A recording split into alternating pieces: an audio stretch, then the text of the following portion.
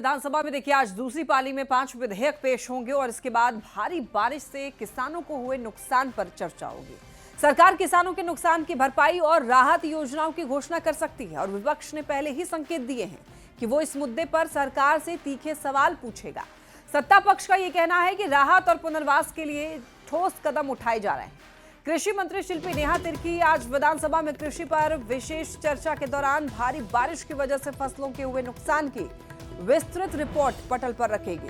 देखिए विभाग से मिली हुई जानकारी के अनुसार राज्य के कई जिलों से जो रिपोर्ट मिली है उसके मुताबिक 2,500 से 3,000 हेक्टेयर में लगी हुई फसलों का नुकसान हुआ है। रांची, लोहरदगा, गुमला जैसे जिलों में अतिवृष्टि से काफी ज्यादा नुकसान हुआ है और इसी को लेकर के सदन में इस मुद्दे पर चर्चा होना बहुत ही जरूरी है। किसानों के मुद्दे पर चर्चा संभव है। विशेष तौर पर किसानों के मुद्दे पर विधानसभा में चर्चा होगी और दूसरी पाली में बताया जा रहा है कि इस मुद्दे को लेकर चर्चा हो सकती है। तो खरीफ की फसल का भारी नुकसान हुआ है और किसानों को हुए नुकसान के मुद्दे पर चर्चा होगी। और देखिए किसानों की दर्द आपको बताते हैं। इस साल औसत से ज्यादा बारिश होने से किसान परेशान हैं।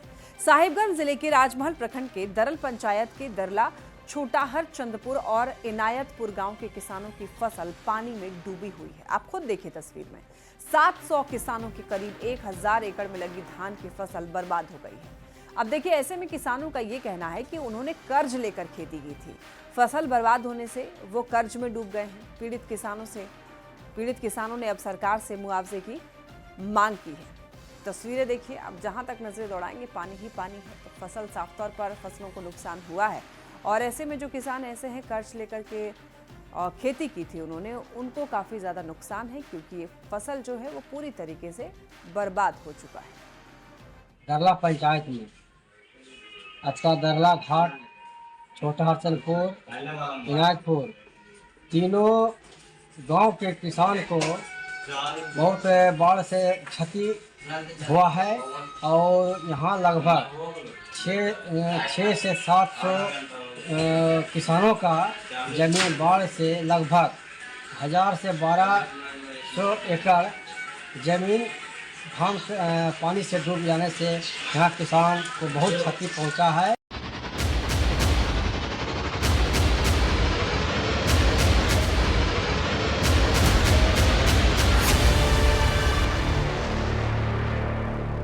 खबर बोकारो से मिल रही है जहां पर अमलाबाद ओपी में तैनात हवलदार दामोदर नदी की तेज धार में बह गए। गोताखोरों की टीम ने हवलदार मधुसूदन प्रसाद की घंटों तलाश की लेकिन उनका कोई पता नहीं चला।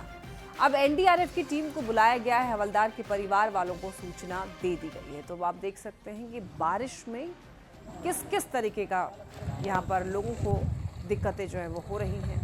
ये बारिश मुसीबतों का अंबार लेकर आई है। नहाने के दौरान बताया जा रहा है कि मधुसूदन नाम के व्यक्ति जो है वो नदी में बह गए। हवलदार की तलाश में अब गोताखोर जो हैं वो जुटे हुए हैं। अब एनडीआरएफ की टीम को बुलाया गया है। हवलदार के परिवार वालों को सूचना दे दी गई है। बात जमशेदपुर की। जमशेदपुर में स्वर्ण रेखा और खरगई नदी उफान पर है। नदी में पानी बढ़ने के बाद कटाव तेजी से हो रहा है। रेलवे ब्रिज के पास यहाँ पर पाई के पास में मिट्टी का कटाव हो रहा है। संवाददाता आशीष तिवारी की इस रिपोर्ट को देखिए। झारखंड में इस बार रिकॉर्ड तोड़ बारिश हो रही है। जहां बारिश ने कई सालों का रिकॉर्ड तोड़ा है तो वहीं दूसरी तरफ बारिश जो है झारखंड के 24 जिले में आफत लेकर आई है।